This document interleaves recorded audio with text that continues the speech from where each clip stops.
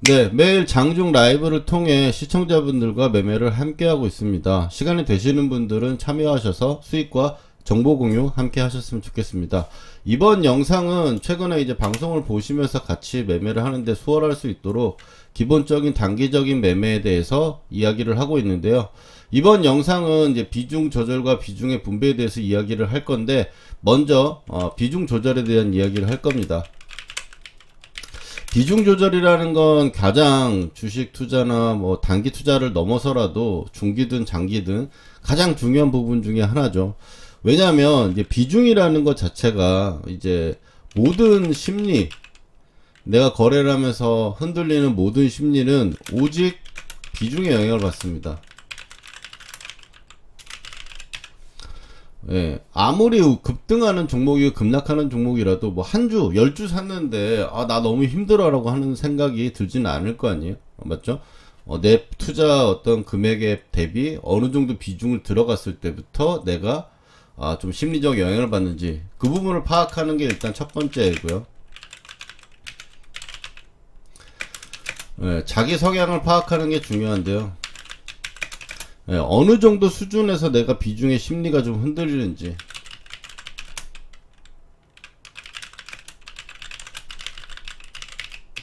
이 부분을 먼저 생각을 해가지고 어느 흔들리기 바로 전 정도는 해야겠죠. 그리고 두 번째로는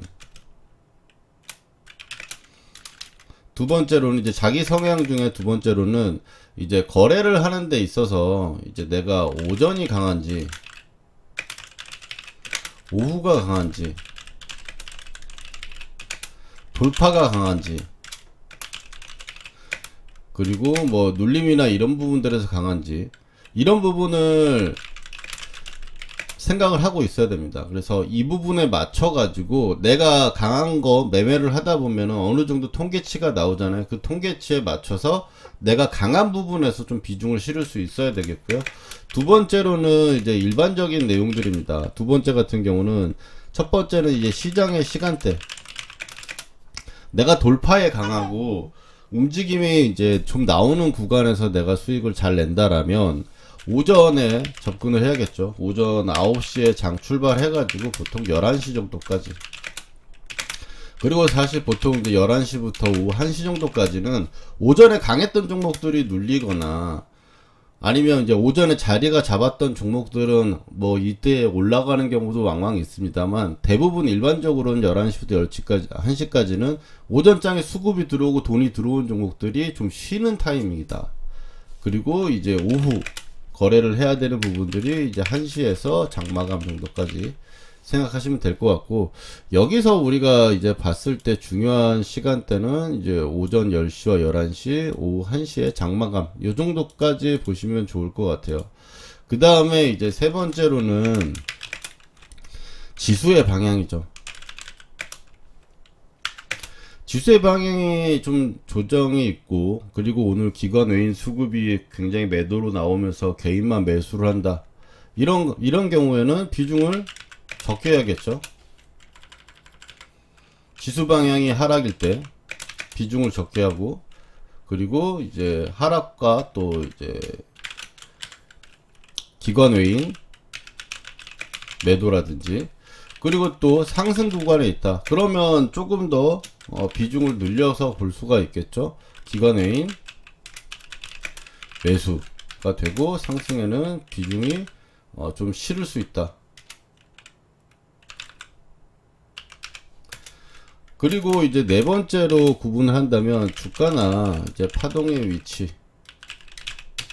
주가의 위치가 이제 내가 꽤 많이 올라온 종목이다. 그러니까 사실 오늘 이제 처음 박스를 돌파하는 박스나 어떤 저항대를 오늘 처음 돌파하는 시세라면은 그러면 오늘 비중을 좀 늘리거나 좀 원래대로 할 수 있겠고, 어제 굉장히 강했는데 오늘도 강해가지고 올라서 어느 정도 올라가 있는 상황이라면 아무래도 이전 어제보다는 비중을 좀 줄여야겠죠. 주가가 좀 고가권에 있으니까. 맞죠? 그렇게 해서 좀 봐야 되겠고요. 그 다음에 이제 파동의 위치라고 하는 거는 오전에 이제 어느 정도 수급이 붙으면서 좀 올라가는 경우가 생겼어요. 오전에 이제 파동이 딱 나오면서 한번 축 치고 올라갔다가 눌렸다가 다시 또 올라가는 형태가 나왔습니다. 그래서 오전에 한번 바닥에서 있다가 오전에 한번 들어주고 그 다음에 눌렸다가 다시 한번 들어가는 고점을 이제 2번 이상 나오는 상황, 이런 상황부터는 비중을 적게, 오전에 이제 첫 번째 이제 상승 돌파거나 한 번 고가를 나오고 두 번째 돌파까지는 비중을 원래대로 해도 큰 문제는 없어 보여요. 근데 일반적으로 봤을 때 고가가 2번 이상 나온다라는 건 이게 엘리어트 파동으로 생각하면은 좀 이해하기 편한데요.